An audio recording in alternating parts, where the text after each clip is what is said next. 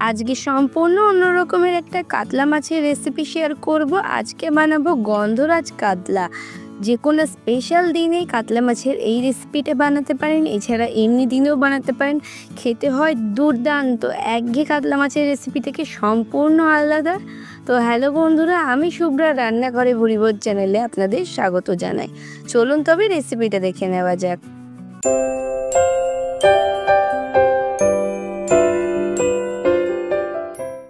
গন্ধরাজ কাতলা বানানোর জন্য সবার প্রথমে লাগবে একটা গন্ধরাজ লেবু, আর এই লেবুটা আমাকে একজন দিয়েছে, তাদের গাছের লেবু। রেসিপিটা বানাবো বলে রেখেছিলাম, কয়েকদিন দেরি হয়ে যাবে, রঙটা একটু হলুদ হয়ে গেছে। প্রথমেই গ্রেটারের সাহায্যে গন্ধরাজ লেবুর গাটা ঘষে ঘষে এরকমভাবে খোসার যে হালকা সবুজ অংশটা আছে সেটাকে গ্রেটারের মাধ্যমে বের করে নেব। এটাই কিন্তু লাগবে, এটাই ভীষণ পরিমাণের ফ্লেভার থাকে, তবে খুব বেশি ঘষে যাবে না, তলার সাদা অংশটা যেন বেরিয়ে না যায়, তাহলে তেতো হয়ে যাবে। তো এই দেখুন, এটা তৈরি হয়ে গেছে। এরপর এটাকে আমি সরিয়ে রেখে দেব। মোটামুটি 1 চা চামচ মতো হয়েছে।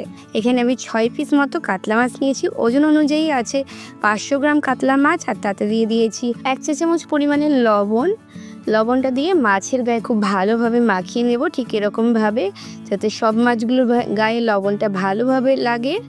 এরপর এক টুকরো লেবু নিয়ে নিয়েছি, সেই গন্ধরাজ লেবুটা কেটে সেই রসটা দিয়ে দিলাম। এখানে মোটামুটি 1 চা চামচ মতো লেবু আমি দিয়েছি। খুব বেশি লেবু রস দেওয়ার দরকার নেই, এতে বেশি টক হয়ে যাবে। আর এইটুকু লেবু দেওয়ার জন্য মাছের একটা আষ্টে গন্ধ আছে, সেটা কিন্তু কেটে যাবে। এরপর একটা মিক্সি জারে 1 ইঞ্চি পরিমাণ আদা টুকরো করে কেটে নিয়েছি, একটা মাঝারি সাইজের পেঁয়াজ, আর দিয়ে দিচ্ছি 8 থেকে 10 কোয়া রসুন, 2টো কাঁচা লঙ্কা, সমস্ত কিছু মিক্সি জারে একটা পেস্ট করে নিয়েছি। এই মশলাটাকে আমি এক জায়গায় রেখে দিয়ে আর একটা মশলা তৈরি করে নেব। তার জন্য 6টা ভেজানো আমন্ড, 6টা ভেজানো কাজু বাদাম, আর 3 চা চামচ পরিমাণে টক দই দিয়ে একটা স্মুথ পেস্ট বানিয়ে নেব। আমন্ড না থাকলে এর বদলে 4 মগজও দিতে পারেন, বা কাজু বাদামের পরিমাণটা বাড়িয়েও দিতে পারেন। এরপর গ্যাসে কড়াই বসিয়ে দিয়েছি, দিয়ে দিচ্ছি 4 টেবিল চামচ সাদা তেল, 2 টেবিল চামচ সর্ষে তেল। এরপর তেলটা ভালোভাবে গরম হওয়া পর্যন্ত ওয়েট করব। খুব ভালোভাবে গরম হলেই তবেই কিন্তু কড়াইতে মাছ ভাজা দেওয়া যাবে, কারণ এটা আমার ননস্টিকের কড়াই নয়, তাই তেলটাকে খুব ভালোভাবে গরম করে নিতে হবে, না হলে মাছগুলো কড়াইয়ের গায়ে লেগে যাবে। তেল গরম হয়ে গেলে আমি মাছগুলো দিয়ে দিচ্ছি, আর আমি 3টে করে মাছ এক এক ব্যাচে ভেজে নিচ্ছি। এক পিঠ দেওয়ার পর 5 মিনিট ওয়েট করব। 5 মিনিট পর আরেকবার উল্টে দেবো। উল্টে দেওয়ার পর উল্টো পাশটা 5 মিনিট মতো হাই টু মিডিয়াম ফ্লেমে ভেজে নেব, তাহলে কিন্তু সুন্দর ভাজা হয়ে যাবে। খুব বেশি কড়া করে কিন্তু মাছ আমি এখানে ভাজবো না, ঠিক এরকম একটা সোনালি রং ধরবে এতক্ষণ পর্যন্তই ভাজবো। আমি কিন্তু মাছ ভাজাতে হলুদ দিইনি, তাই মাছের রংটা এরকম হালকাই আসবে। এবার মাছগুলো ভাজা হয়ে গেছে, আমি মাছগুলো তুলে নিচ্ছি, আর বাকি মাছগুলো আমি একইভাবে ভেজে নেব। মাছ ভাজার পর যে তেল আছে তাতেই বাকি রান্নাটা করব। তার জন্য ফোড়নে দিয়ে দিলাম একটা শুকনো লঙ্কা আর 1/2 চা চামচ গোটা জিরে।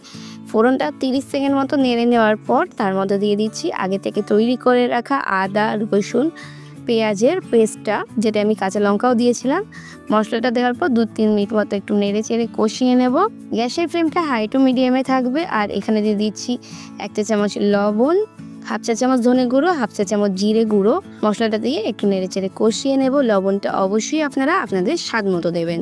আমি 2-3 মিনিট মতো আবারও কষিয়ে নিয়েছি। মশলাটা যখন এরকম ড্রাই হয়ে যাবে, মশলা থেকে তেল ছেড়ে দেবে, তখন আমি দিয়ে দিলাম টক দই, কাজু বাদাম আর আমন্ড বাদামের মিশ্রণটা। মিক্সি জার ধুয়ে একটু জল অ্যাড করে দিয়েছি 2 টেবিল চামচ মতো। এরপর গ্যাসের ফ্লেমটা লো টু মিডিয়ামে রেখে কষিয়ে নেব। যেহেতু বাদাম দেওয়া আছে তাই খুব তাড়াতাড়ি ঘন হয়ে যাবে, তাই লো টু মিডিয়াম ফ্লেমে রেখেই মশলাটাকে কষাতে হবে। কষাতে কষাতে এর মধ্যে আমি দিয়ে দিচ্ছি 1 চা চামচ চিনি। যেহেতু এতে আমি টক দই ব্যবহার করেছি, স্বাদ ব্যালেন্সের জন্য দিয়েছি, আপনারা প্রয়োজন মতো দেবেন, তবে অবশ্যই একটু দেবেন। চিনিটা দেওয়ার পর আবারও একটু কষিয়ে নিচ্ছি। আরও 1-2 মিনিট কষিয়ে নেওয়ার পর খুব সামান্য একটু কাশ্মীরি লঙ্কার গুঁড়ো দিয়েছি। মশলাটা একদমই লাইট কালার আসছিল, দেখতে বড্ড ফ্যাকাশে লাগছিল, তাই 1 চুটকি পরিমাণে আমি এখানে দিয়েছি। এটা অপশনাল, চাইলে নাও দিতে পারেন। এরপর একটু কষিয়ে নিয়েছি। যখন মশলা থেকে পুরোপুরি তেলটা ছেড়ে দেবে, তেলটা ভেসে উঠবে, ঠিক ততক্ষণ পর্যন্ত। তারপর এর মধ্যে দিয়ে দিচ্ছি 1 কাপ পরিমাণে উষ্ণ গরম জল। রান্নায় অবশ্যই গরম জল ব্যবহার করবেন, এতে রান্নার স্বাদ অনেক বেশি ভালো হবে। গরম জল দেওয়ার পর নেড়ে চেড়ে মিশিয়ে নিয়েছি, গ্যাসের ফ্লেম বাড়িয়ে দিয়েছি। আর ওই যে লেবু গ্রেট করে যেটা রেখেছিলাম, লেবুর যে খোসার অংশটা, সেটা এর মধ্যে দিয়ে দিলাম। এখনই দিতে হবে, কষার সময় দিলে কিন্তু ফ্লেভারটা নষ্ট হয়ে যেত। এরপর যখন ফুটতে শুরু করবে, তখন একে একে মাছগুলো দিয়ে দিচ্ছি।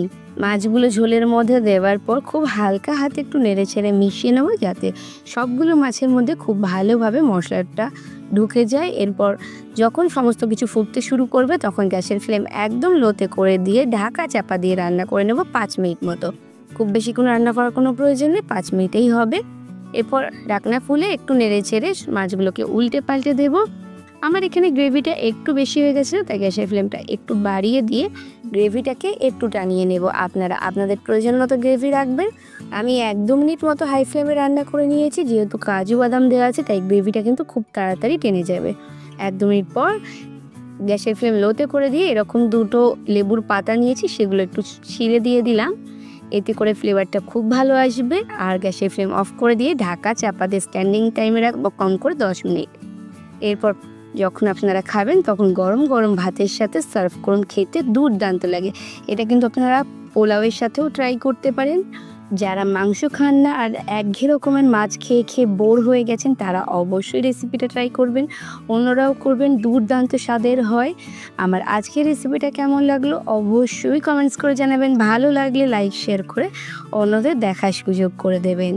আমার রেসিপিটা যদি ফেসবুক থেকে দেখে থাকেন তবে অবশ্যই পেজটাকে ফলো করে দেবেন, আর যদি ইউটিউব থেকে দেখে থাকেন আমার চ্যানেলটাকে সাবস্ক্রাইব করে পাশে থাকা বেল আইকনে ক্লিক করে দেবেন, যাতে পরবর্তীতে যখন নতুন কোনো রেসিপির ভিডিও আপলোড করব সবার আগে আপনাদের ফোনে নোটিফিকেশান পৌঁছে যায়। আজকে পর্যন্তই, আবার আসবো অন্য কোনো দিন অন্য কোনো রেসিপি নিয়ে।